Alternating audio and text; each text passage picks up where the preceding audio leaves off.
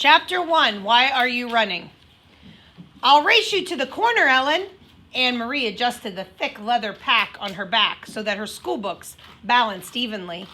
Ready? She looked at her best friend. Ellen made a face. No, she said, laughing. You know I can't beat you. My legs aren't as long. Can't we just walk like civilized people? She was a stocky 10-year-old, unlike lanky Anne-Marie. We have to practice for the athletic meet on Friday. I know, I'm going to win the girls' race this week. I was second last week, but I've been practicing every day. Come on, Ellen, Anne-Marie pleaded, eyeing the distance to the next corner of the Copenhagen street. Please? Ellen hesitated, then nodded and shifted her own rucksack of books against her shoulders. You guys see the word rucksack? Yeah. That's just a backpack. Yep. Oh, all right. Ready? She said. Go, shouted Anne-Marie, and the two girls were off, racing along the residential sidewalk. Anne-Marie's silvery blonde hair flew behind her, and Ellen's dark pigtails bounced against her shoulders. Wait for me, wailed little Kirsty, left behind, but the two older girls weren't listening. Anne-Marie outdistanced her friend quickly, even though one of her shoes came untied, and she sped along the street called Osterbrigade, past the small shops and cafes of her neighborhood here in the northeast Copenhagen. Laughing, she skirted an elderly lady in black who carried a shopping bag made of string. A young woman pushing a baby in a carriage moved aside to make way. The corner was just ahead.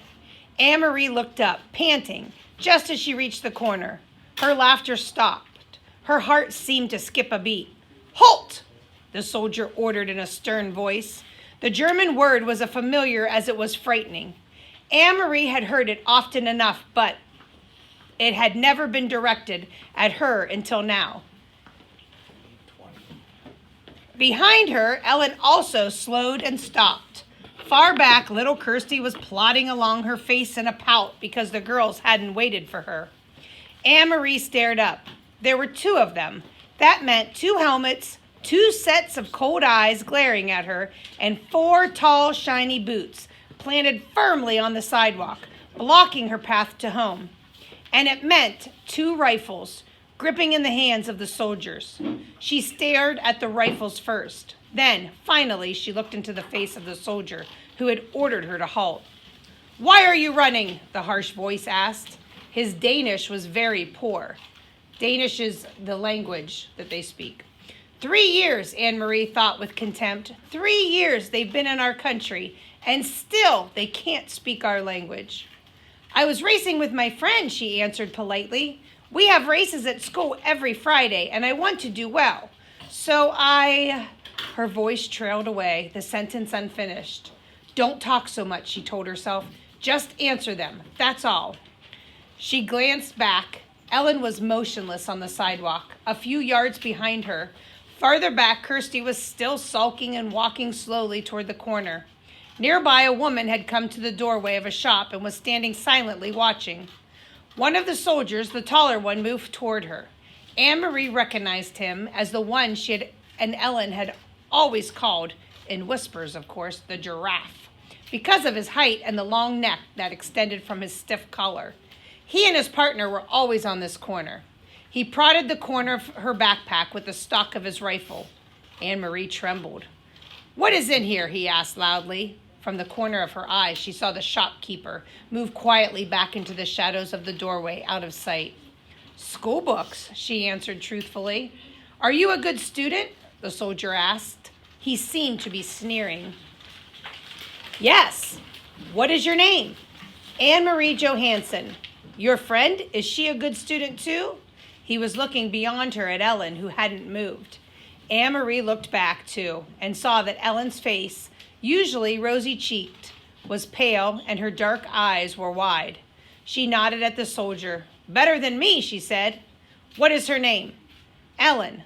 And who is this? He asked, looking to Anne-Marie's side.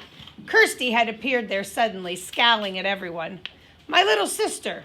She reached down for Kirsty's hand, but Kirsty, always stubborn, refused it and put her hands on her hips defiantly. The soldier reached down and stroked her little sister's short, tangled curls. "Stand still," Kirsty, Anne-Marie ordered silently, praying that somehow the obstinate 5-year-old would receive the message.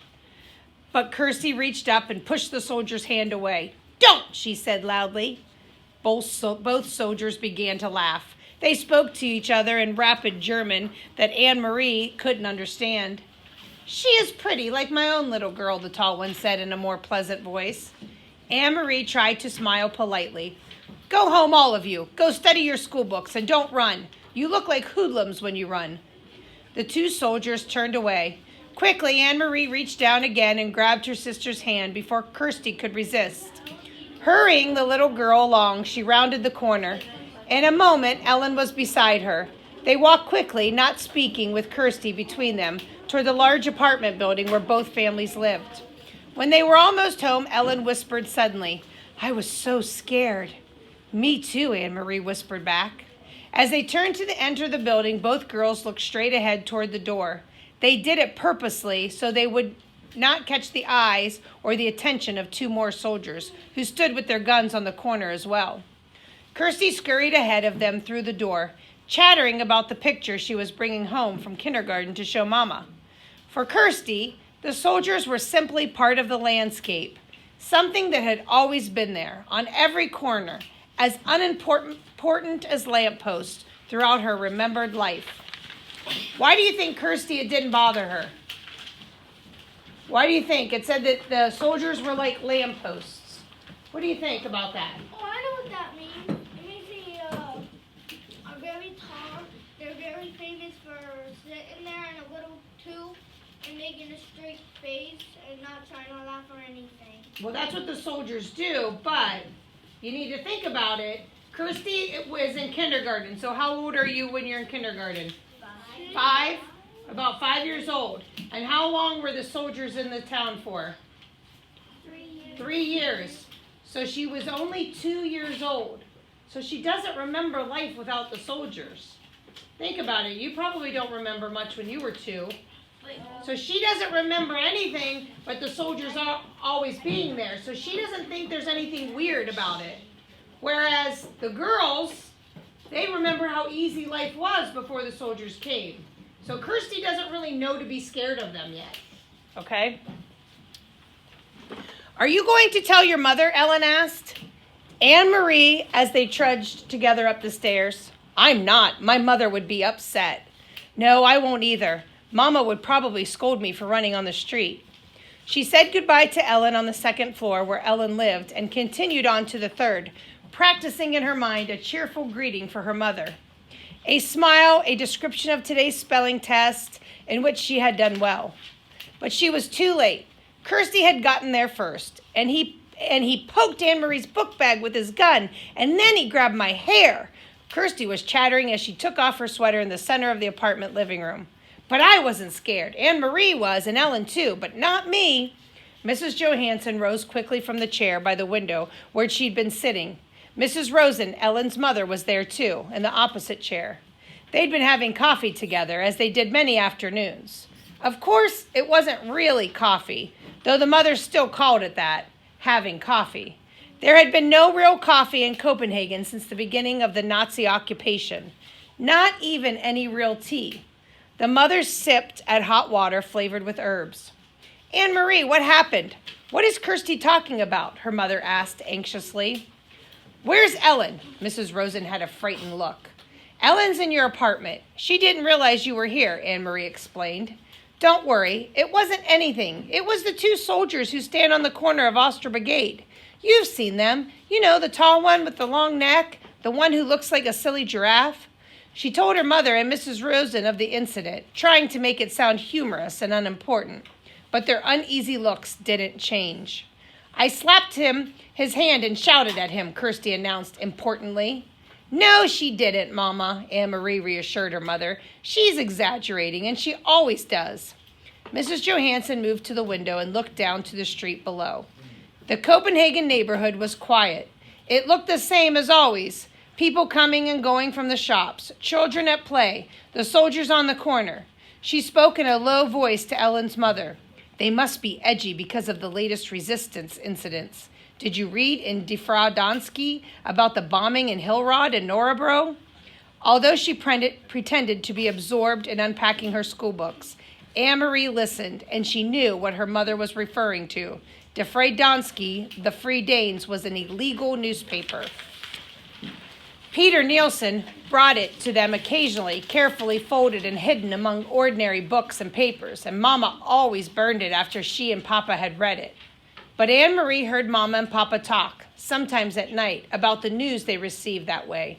News of sabotage against the Nazis, bombs hidden and exploded in the factories that produced war materials, and industrial railroad lines damaged so that the goods couldn't be transported. And she knew what resistance meant. Papa had explained when she overheard the word and asked. The resistance fighters were Danish people. No one knew who they were because they were very secret, who were determined to bring harm to the Nazis however they could. They damaged the German trucks and cars and bombed their factories. They were very brave. Sometimes they were caught and killed.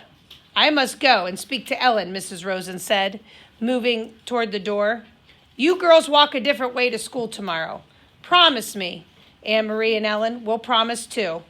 We will, Mrs. Rosen, but what does it matter? There are German soldiers on every corner. They will remember your faces, Mrs. Rosen said, turning in the doorway to the hall. It is important to be one of the crowd, always. Be one of many. Be sure they never have a reason to remember your face. She disappeared into the hall and closed the door behind her. He'll remember my face, Mama, Kirsty announced happily, because he said I looked like his little girl. He said I was pretty. If he had such a pretty little girl, why doesn't he go back to her like a good father? Mrs. Johansson murmured, stroking Kirsty's cheek. Why doesn't he go back to his own country?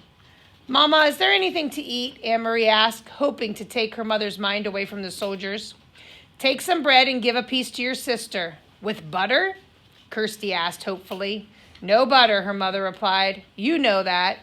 Kirsty sighed as Anne-Marie went to the bread box in the kitchen. I wish I could have a cupcake, she said. A big yellow cupcake with pink frosting. Her mother laughed. For a little girl, you have a long memory, she told Kirsty.